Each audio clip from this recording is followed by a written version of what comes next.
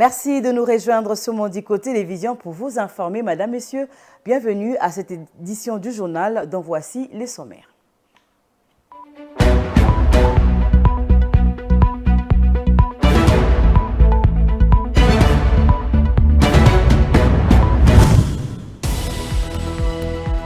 Le gouvernement congolais, à travers son porte-parole Patrick Mouyaya et la ministre de la Justice et garde Soros Mutombo, a donné le jeudi 14 septembre le chiffre clé de l'impact de l'agression continue du Rwanda sur les recettes douanières, l'éducation, l'environnement, l'humanitaire et la santé. 1 million de dollars américains par mois, tels les chiffres avancés. La Commission électorale nationale indépendante CENI compte afficher le 20 septembre la liste provisoire des électeurs pour les élections qui seront organisées en décembre prochain en République démocratique du Congo. La confirmation vient du président de la centrale électorale Denis Kadima lors d'une visite au siège national de traitement. Le projet de réhabilitation et de bitumage de la voirie de Kinshasa en RDC a été lancé le jeudi 15 septembre 2023 au cours d'un atelier consistant à mutualiser les connaissances des intervenants dans la mise en vigueur des activités spécifiques. La deuxième phase du projet porte sur 36 km répartis sur 14 artères.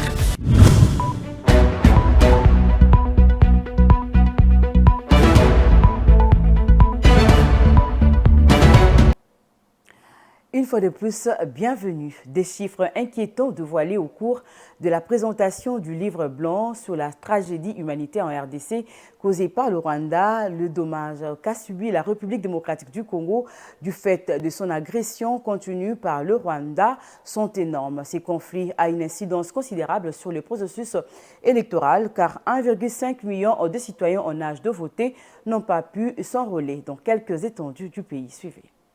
La 5e revue du programme du FMI sera examinée en décembre prochain. C'est ce qui ressort de l'importante réunion tenue par le ministre des Finances, Nicolas Kazadi-Kadima, le mercredi 13 septembre à Kinshasa sur la restitution des conclusions de la staff visite du Fonds monétaire international. Son rapport de restitution a conclu que les progrès réalisés par le gouvernement congolais sont encourageants et satisfaisants pour envisager la 5e revue avec optimisme. Le conseil d'administration du FMI, pour sa part, a officiellement annoncé qu'il examinera les dossiers de la RDC sur la 5e revue du programme le 15 décembre prochain, alors que Nicolas Kazadi, ministre des Finances, a affirmé que le gouvernement congolais ne ménagera aucun effort pour achever ces programmes soutenus par la facilité élargie des crédits FEC, en dépit du contexte actuel dont les défis endogènes et exogènes ne cessent d'influencer sur les efforts consentis. L'argentier de la République a également mis en exergue les acquis du programme appuyé par la FEC, dont l'interdiction d'accès au cash au guichet de la Banque centrale du Congo et l'absence du financement monétaire. Pour rappel, en juin dernier,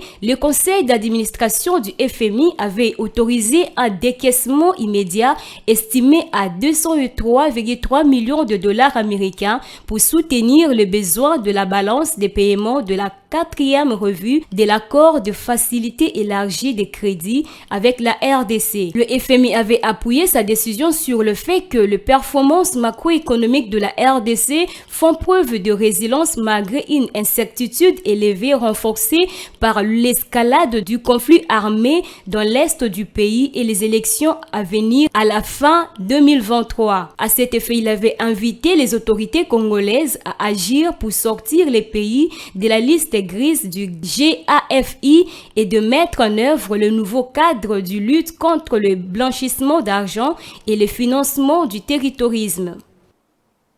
Dans un autre registre, plusieurs centaines d'habitants sont en déplacement dans les agglomérations des Tongo dans la nuit du mercredi au jeudi 14 septembre 2023 dans la chefferie de Bouito, territoire de Rutshuru au nord Kivu. C'est la suite à l'incursion des éléments du 1-23 qui ont investi l'agglomération de Rushovu en provenance de la chefferie voisine de Bouicha en passant par Kalengera et qui ont tiré plusieurs balles en l'air jusqu'au petit matin de jeudi. Suivez. Selon Isaac Kibira, fonctionnaire délégué adjoint du gouverneur dans cette entité coutumière, les jeunes patriotes dits Ouazalendo venaient de se retirer de la région pour éviter des affrontements qui causeraient autant de morts parmi les civils. Les tirs entendus la nuit du mercredi à jeudi ont provoqué de nouveaux déplacements massifs des populations. Les représentants de l'autorité provinciale de la région déplorent cependant la disparition de 2 habitants, dont un commerçant et un motard, qui pour eux seraient enlevés par les éléments du M23 au motif qu'ils font partie des Ouazalendo. Depuis quelques jours, la société civile des Rutshuru alerte sur le renforcement en hommes et munitions des éléments du M23 dans ces territoires. Des combats ont toujours été rapportés entre les jeunes patriotes dits Ouazalendo et les rebelles du M23 dans plusieurs entités qu'occupent ces derniers dans les territoires des Rutshuru, Massissi, depuis plus de 2 ans maintenant. Dans le chapitre du processus électoral, la Commission électorale nationale indépendante, CENI, compte publier la liste des électeurs le 20 septembre prochain. Cette publication de la liste des électeurs s'étendra à travers les nombreuses antennes dans le pays. C'est là, dans le cadre des élections générales du 20 décembre de cette année en cours, que va organiser la centrale électorale malgré quelques soucis. Explication dans cet élément.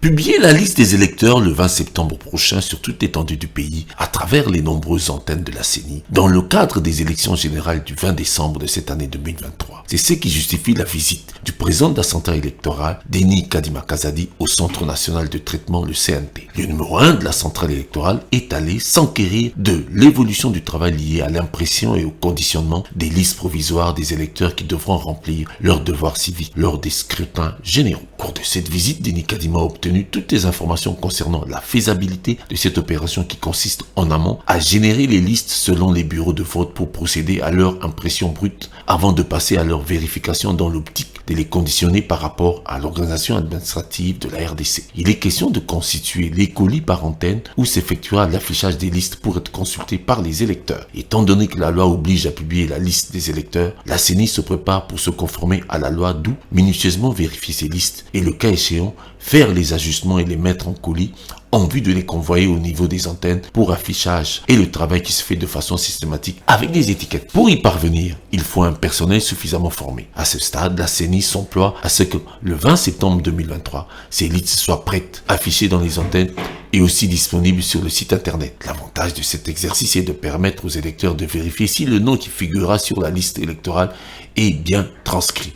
Au cas contraire, réclamer la correction. Et pour finir, le délai accordé pour les éventuelles rectifications prendra 30 jours avant la publication des listes définitives des électeurs qui vont participer au vote. Restant toujours dans le même chapitre du processus électoral, depuis le 1er septembre courant, les candidats à la présidentielle déposent leur dossier. Ils ont plutôt jusqu'au 8 octobre prochain pour le faire. Si la question ne se pose pas pour Moïse Katumbi, Augustin Matata Ponyo et Deli Sesanga, qui seront sur la ligne de départ le 20 décembre contre Félix Tshisekedi, candidat à sa propre succession, il n'en est pas de même pour Martin Fayulu, qui entretient un flou artistique autour de sa candidature à 20 jours de la fermeture du BRTC pour la présidentielle. Qu'en est-il de son cas exactement? Tentative de réponse dans cet élément de la rédaction.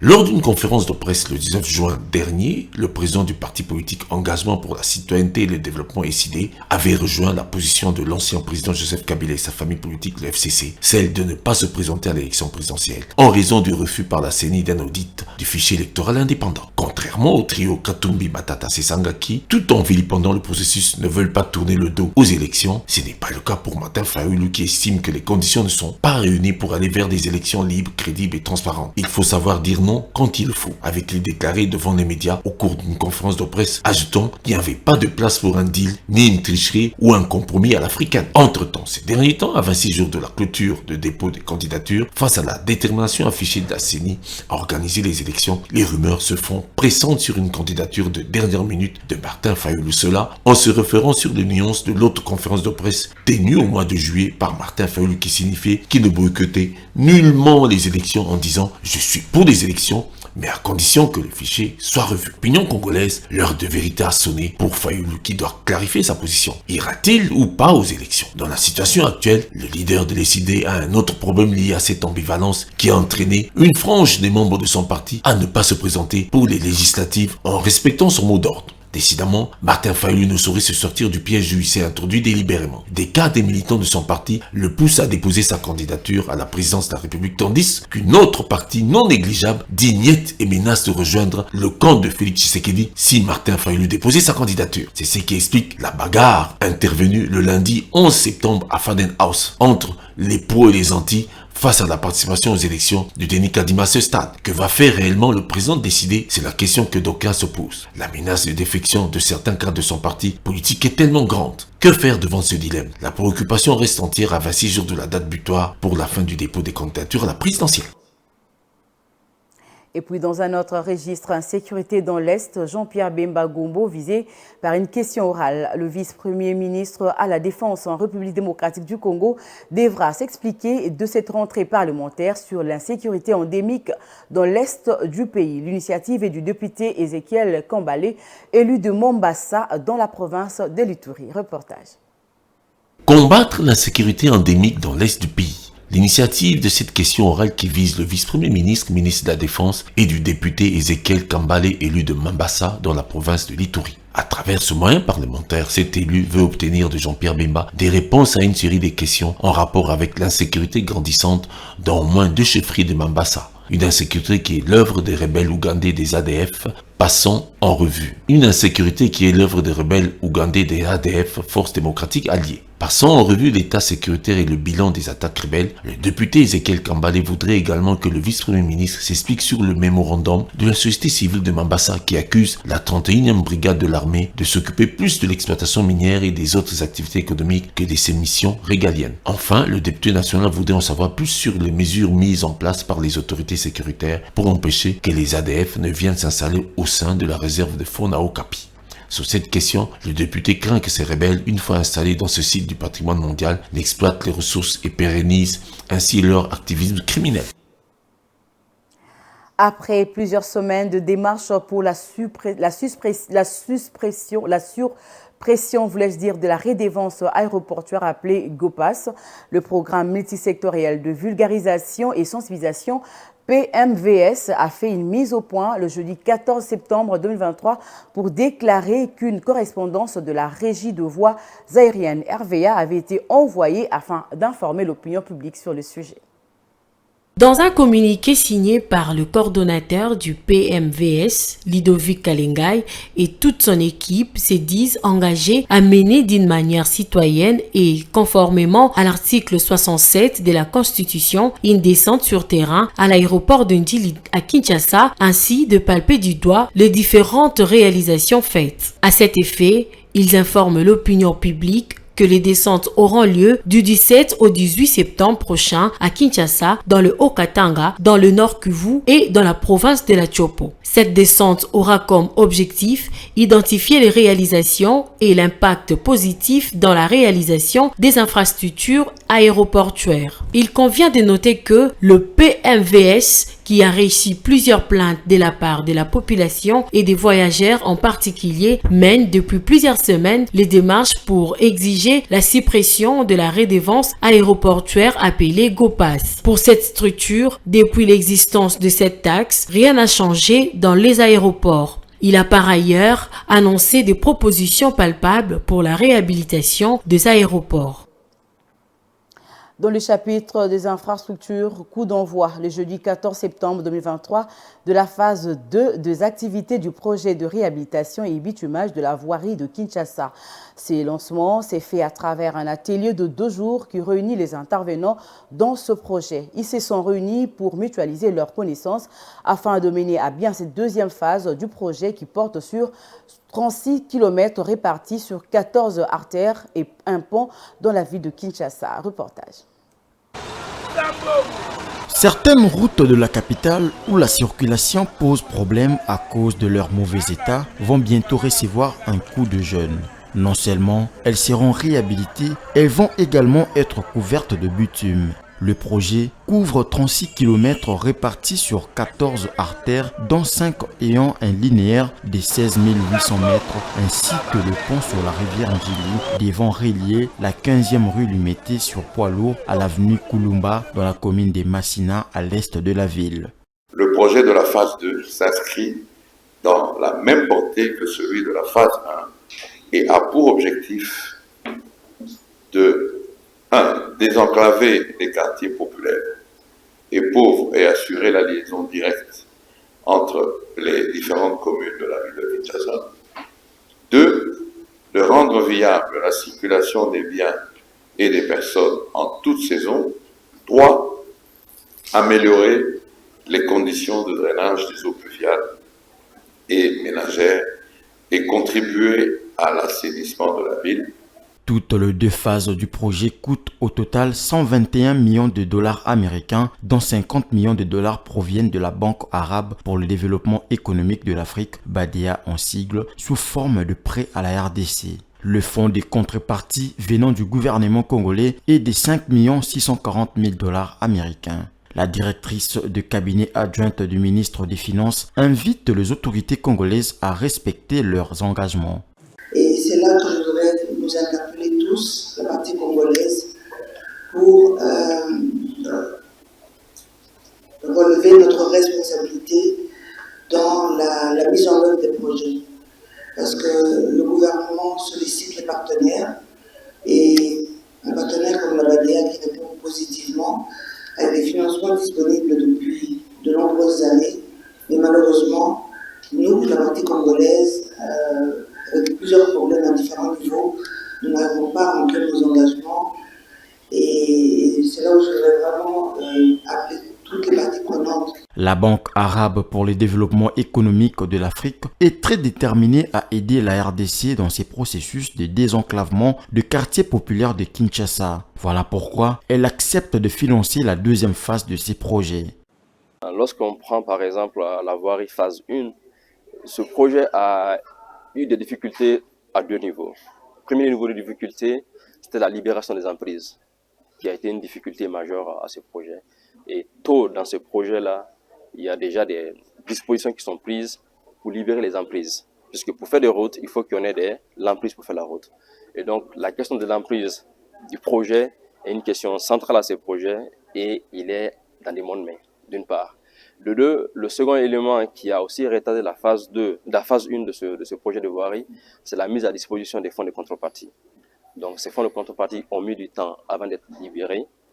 Et la bonne nouvelle, c'est que les fonds de contrepartie pour ce projet sont libérés à 100% et sont à disposition du projet. Plusieurs quartiers de Kinshasa connaissent depuis 3 ans des travaux de construction et de modernisation de routes secondaires. Ce nouveau projet augmentera le nombre de routes praticables dans la capitale, ce qui va considérablement diminuer les embouteillages. Restons toujours dans ces mêmes chapitres pour parler un civisme routier. On enregistre plusieurs cas d'incidents routiers dans la ville de Kinshasa. Cela va 2 embouteillages monstres aux accidents de circulation. Les premiers accusés dans ces désordres sont les policiers de circulation routière. Cependant, ces derniers rejettent la faute aux conducteurs qui, pour la majorité, ne maîtrisent pas le code de la route. Policiers de circulation routière contre conducteurs, une confrontation de tout le jour à Kinshasa. Bijou Lumuna.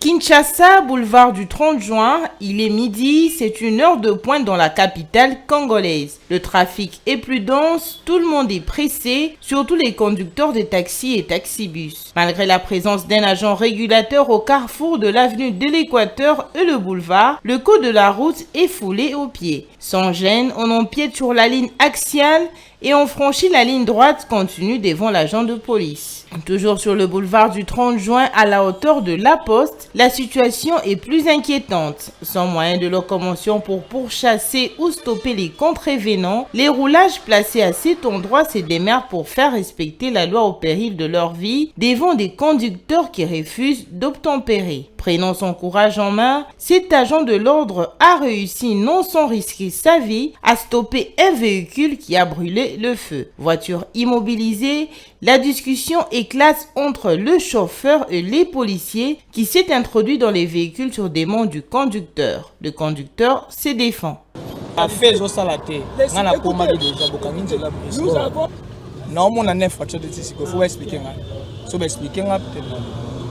Ce roulage est habitué à recevoir toutes sortes d'explications. Il estime que les raisons souvent avancées par les conducteurs pour justifier les faits qu'ils brûlent le feu ne sont pas fondées. S'il n'a pas vu l'argent, c'est parce que le conducteur n'a pas respecté la distance entre deux véhicules.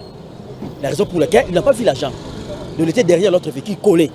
Alors s'il avait respecté la distance derrière le véhicule, il devait avoir l'argent. L'affaire s'est finalement réglée loin de la caméra. Mais toutes les interpellations ne sont pas toujours fondées. Les conducteurs accusent la police de procéder parfois à des interpellations arbitraires, ce qui provoque souvent des embouteillages. Selon cet usager de la route, ancien de la Commission nationale de prévention routière, la majeure partie de conducteurs congolais ne savent pas interpréter les signaux routiers. À Seattle, quand le véhicule approche de la bande piétonnière, à 100 mètres déjà, il diminue la vitesse pour montrer aux piétons que c'est votre droit.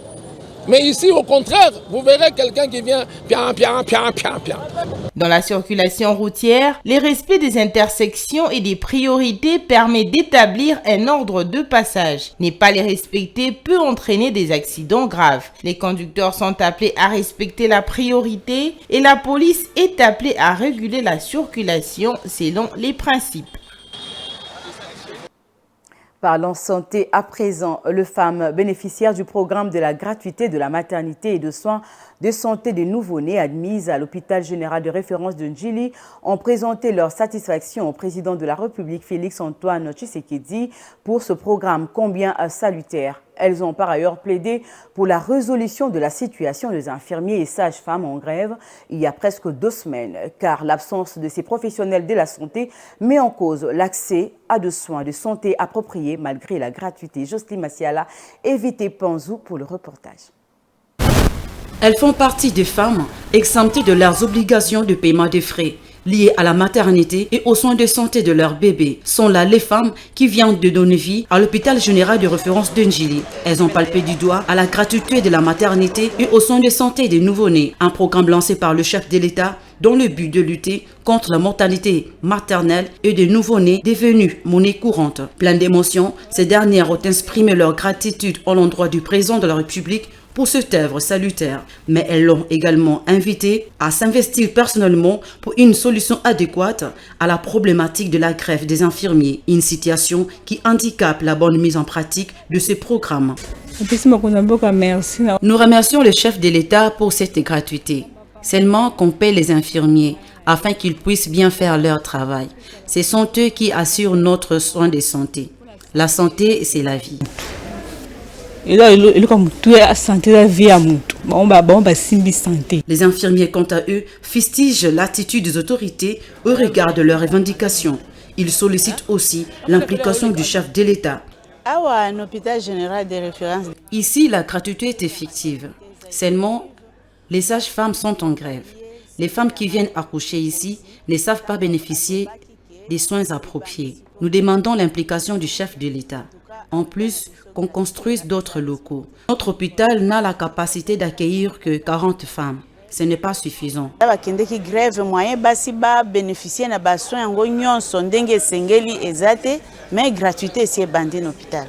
Au total, 10 hôpitaux sont alignés à ces programmes de gratuité dans la commune de Ndjili, sur les 320 que compte la ville de Kinshasa. Ces programmes vont devoir s'étendre dans les prochains jours sur toute l'étendue du territoire national. Toujours en santé, le premier cas de monkeypox totalement guéri a quitté l'hôpital le jeudi 14 septembre 2023. Après 21 jours de prise en charge par l'hôpital des références de Kinshasa et la commission psychosociale de monkeypox, M. Kadhafi Wangoy est en super forme et une satisfaction pour l'équipe des ripostes. C'est dans une ambiance de fête que Kadhafi Wangoy Ipanzo a quitté le site de traitement du monkeypox de l'hôpital général de référence de Kinshasa. Venu d'Inongo dans la province de Mai-Ndombe, très malade, il a été pris en charge par l'équipe de riposte. Il était à sa 2e contamination. Tout s'est bien passé pour lui. L'homme est déclaré guéri après 21 jours de traitement. Une grande satisfaction pour l'équipe de riposte. Elle tient à rassurer que le monkeypox est guérissable. Oui, c'est parmi les premiers cas. Ils étaient au nombre de 3 venant d'une même famille. Qui on a testé, c'était positif. Nous avons commencé la prise en charge. Mais heureusement pour lui, il n'a pas pu manifester des signes que d'autres malades manifestent. D'autant plus qu'il nous a informé que dans son enfance, il avait déjà fait cette pathologie. C'est la deuxième fois qu'il fait encore cette pathologie. Mais voilà, il est là aujourd'hui déclaré guéri. Cette guérison donne de l'espoir pour la suite. Le président de la commission de prise en charge psychosociale a confirmé que la maladie existe bel et bien, mais qu'elle peut être guérie. Voilà pourquoi Bob Bissima a associé la presse à cet événement. La présence des journalistes dans notre site de centre de traitement Mpox était vraiment important. Pourquoi? Puisque nous avons notre premier guéri d'Mpox dans notre ville, province de Kinshasa. Nous trouvons ça comme un grand événement, un événement dont la présence des journalistes ne pouvait qu'être très important pour que au moins la population puisse savoir que la maladie de monkeypox existe, ou Mpox j'allais dire, mais c'est une maladie évidemment extrêmement dangereuse, mais guérissable. Le plus heureux dans l'histoire, c'est Kadhafi Wangoy, sauvé grâce à l'intervention d'urgence du gouvernement et de toutes les équipes de riposte. Il a passé 21 jours et tout était mis en œuvre pour le tirer de cette affaire. L'homme est très reconnaissant. Prise en charge. La prise en charge était excellente à l'hôpital Mamaemo et l'équipe de la riposte m'a réellement prise en charge pour qu'à ce jour, vous me voyez en forme. C'est pourquoi je remercie du fond du cœur cette brave équipe pour tout ce qu'elle a fait pour moi. La commission de prise en charge psychosociale a remis le rapport médical à Kadhafi Wangoy pour démontrer à tout le monde qu'il est officiellement guéri. Un kit complet de produits et cadeaux lui ont été également remis avant de quitter l'hôpital. Et pour finir, la gouverneure ad intérim Julie Kalenga Kabongo a échangé le mercredi dernier avec une délégation de la division provinciale de la santé du Kasaï oriental. Conduite par le ministre provincial de la santé Mbaya Monjiwa Ditou, cette équipe a présenté à l'autorité provinciale le voies et moyens pour relancer la campagne contre l'épidémie de rougeole qui affecte plusieurs enfants dans la province du Kasaï oriental depuis février 2022. Regardez. Le chef des divisions de la santé, Dr Nestor Chitekou, a renseigné que plusieurs démarches entreprises pour cette campagne sont freinées par la grève des infirmiers qui persiste. La province connaît depuis l'année 2022, le mois de février, l'épidémie de rougeole. Et que cette épidémie a déjà atteint plus de 13 000 enfants, dont 134 qui sont déjà décédés. Alors, la province n'a pas su organiser la campagne faute de moyens. Et maintenant que le pays appuie cette campagne sur toute l'étendue, nous faisons partie du deuxième bloc pour les provinces qui doivent vacciner. Alors, cette campagne chez nous coïncide avec la grève des infirmiers. L'autorité devrait lancer la campagne depuis le premier. Alors, du fait qu'il y a grève, on n'a pas su lancer.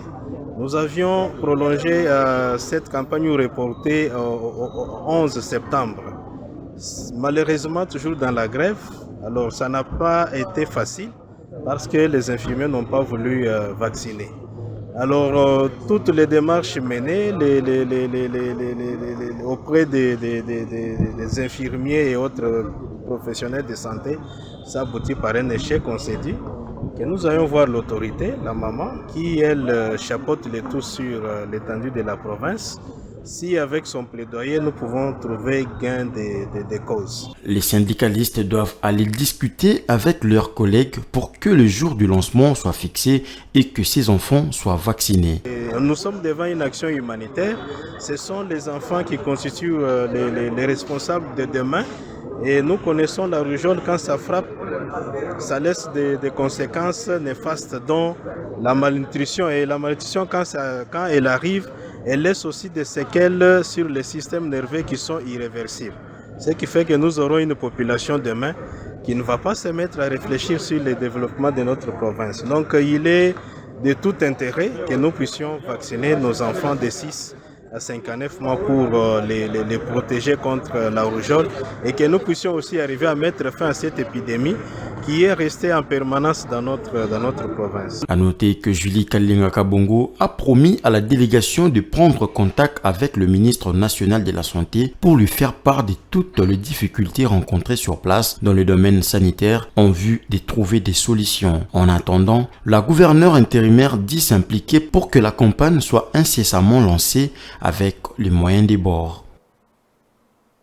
Voilà, c'est par ici que s'achève cette édition du journal. Mais avant de nous quitter, place au rappel des titres.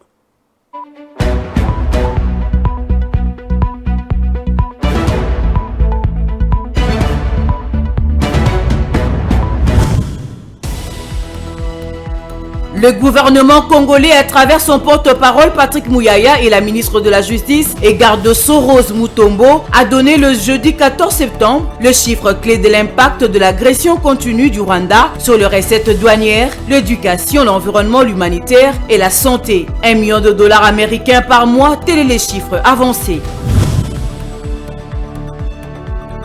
La Commission électorale nationale indépendante CENI compte afficher le 20 septembre la liste provisoire des électeurs pour les élections qui seront organisées en décembre prochain en République démocratique du Congo. La confirmation vient du président de la centrale électorale Denis Kadima lors d'une visite au siège national de traitement. Le projet de réhabilitation et de bitumage de la voirie de Kinshasa en RDC a été lancé le jeudi 15 septembre 2023 au cours d'un atelier consistant à mutualiser les connaissances des intervenants dans la mise en vigueur des activités spécifiques. La deuxième phase du projet porte sur 36 km répartis sur 14 artères.